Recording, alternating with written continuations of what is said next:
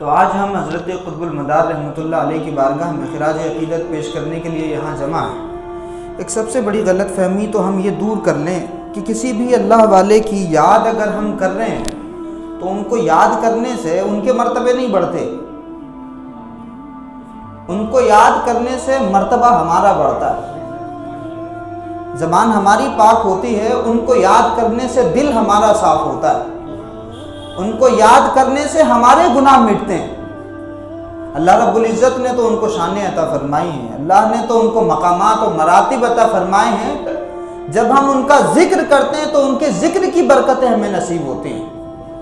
اور اللہ کے رسول صلی اللہ علیہ وآلہ وسلم نے ارشاد فرمایا کہ جو انبیاء کا ذکر ہے وہ اس سے رحمتوں کا نزول ہوتا ہے۔ جب انبیاء کا ذکر ہوتا ہے تو رحمتوں کا نزول ہوتا ہے، اور جب اللہ کے نیک بندوں کا، اولیاء کا، صوفیاء کا ذکر ہوتا ہے تو ہمارے گناہوں کا کفارہ بن جاتا ہے۔ یعنی بہت سارے گناہ جو نمازوں سے ختم نہیں ہوتے، بہت سارے گناہ جو روزے رکھنے سے ختم نہیں ہوتے، بہت سارے گناہ جو حج کرنے سے ختم نہیں ہوتے، اللہ پاک اپنے نیک بندوں کی مجلس میں بیٹھ جانے کی وجہ سے ان گناہوں کو معاف فرما دیتا ہے۔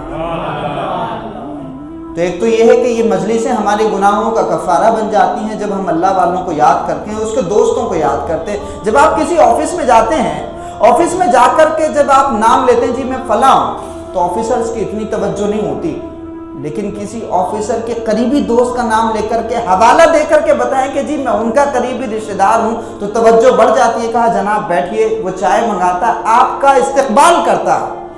دنیا کا ایک انسان اپنے دوستوں کا خیال رکھتا ہے، وہ مالک اپنے دوستوں کا کتنا خیال رکھتا ہوگا؟ اس کو بڑی غیرت ہے اپنے دوستوں کی۔ یعنی دنیا میں کہیں بھی آپ کی دعائیں قبول ہو نہ ہو، اگر آپ کو دعائیں قبول کروانا ہے تو کبھی اللہ کے دوستوں کی بارگاہ میں جا کر کے دعائیں کروائیے، کیونکہ دوستوں کی دعائیں کبھی بھی اللہ رد نہیں فرماتا۔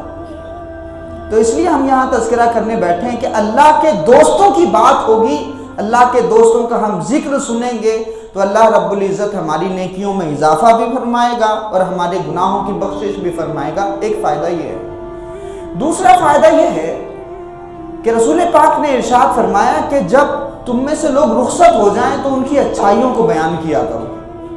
یہ عام مسلمان کے لیے حکم ہے، اگر کوئی مسلمان بھی رخصت ہو گیا تو اس کی برائیوں کو نظر انداز کر کے، برائیاں نہیں اچھالنی مرنے والے کی، اور یہ سوچ کر کے برائی کرنی ہے کہ مرنا مجھے بھی ہے، اور جب میں مر جاؤں گا تو لوگ میری بھی برائی کریں گے۔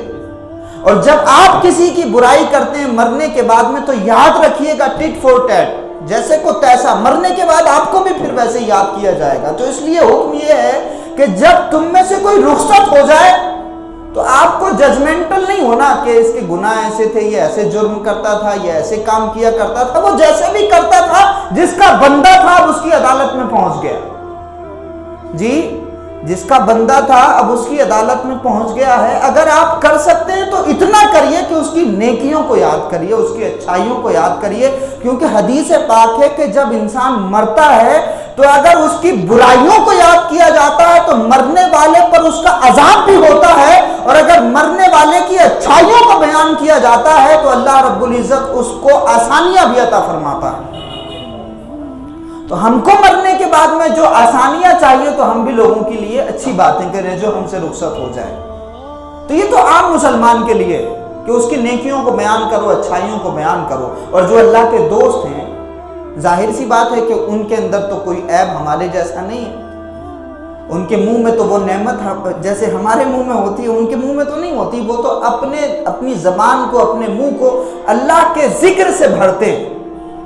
یعنی ان کا پیٹ، ان کا دل دنیا کی خواہشات کو پورا کر کے نہیں بھرتا، اللہ کے ذکر سے بھرتا ہے۔ وہ تو ہمیشہ اللہ کے ذکر میں مست رہتے ہیں۔ تو جو اللہ کے نیک بندے ہیں، ان نیک بندوں کی زندگی میں تو ساری اچھائیاں ہیں، اور اتنی اچھائیاں ہیں کہ ہم 7 جنم لے کر کے ان کی اچھائیوں کو بیان کریں گے تب بھی وہ اچھائیاں ہم سے بیان نہیں ہو پائیں گی، اتنی اچھائیاں ان کے اندر ہیں۔ تو جب ہم اللہ والوں کی اچھائیاں بیان کرتے ہیں تو ایک فائدہ تو اس کا یہ ہوتا ہے کہ وہ گناہوں کا کفارہ بن جاتی ہیں، یعنی گناہ مٹ جاتے ہیں ان کا ذکر سننے کی وجہ سے۔ اور دوسرا اس کا فائدہ یہ ہوتا ہے کہ جب نیک بندوں کا تذکرہ سنتے ہیں تو ہمارے اندر بھی عمل کا جذبہ پیدا ہوتا ہے۔ جی हमारे अंदर भी अमल का जज्बा पैदा होता है। एक और फायदा है, एक सूफी फरमाते हैं कि बंदा अगर इत्र वाले की दुकान पे कुछ देर बैठ जाए, इत्र ना खरीदे, वो जो इत्र वाला, इत्र जानते हैं ना आप लोग, परफ्यूम वाले की दुकान पे अगर बंदा बैठ जाए, भले ही इत्र ना खरीदे तो कम से कम बैठने का इतना फायदा तो होता है कि जितनी देर इत्र वाले की दुकान पे बंदा बैठता है उसके जहन में हमेशा खुशबू रहती है, यानी नाक के जरिए उसका दिमाग खुशबू से तरोताजा रहता है। तो अल्लाह वालों की सोहबत और अल्लाह वालों की जिक्र की मजलिसों में बैठने का इतना फायदा तो जरूर होता है कि भले ही कुछ याद रहे ना याद रहे, लेकिन कम से कम कुछ देर तक बंदा अल्लाह की रहमतों के साए में रहता है। तो इन मजलिसों की बड़ी अहमियत है।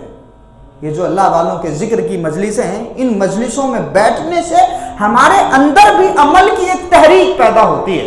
कौन कब बदल जाए, कौन कब खुदा के रास्ते में आ जाए हम नहीं बता सकते, लेकिन हमें कोशिशें करनी है और सुनने वालों को चाहिए कि वो इस नियत से आए कि हम गुनाहों से तौबा करके अल्लाह के रास्ते की तरफ आएंगे। तो इसलिए इन मजलिसों में बैठा करें। तो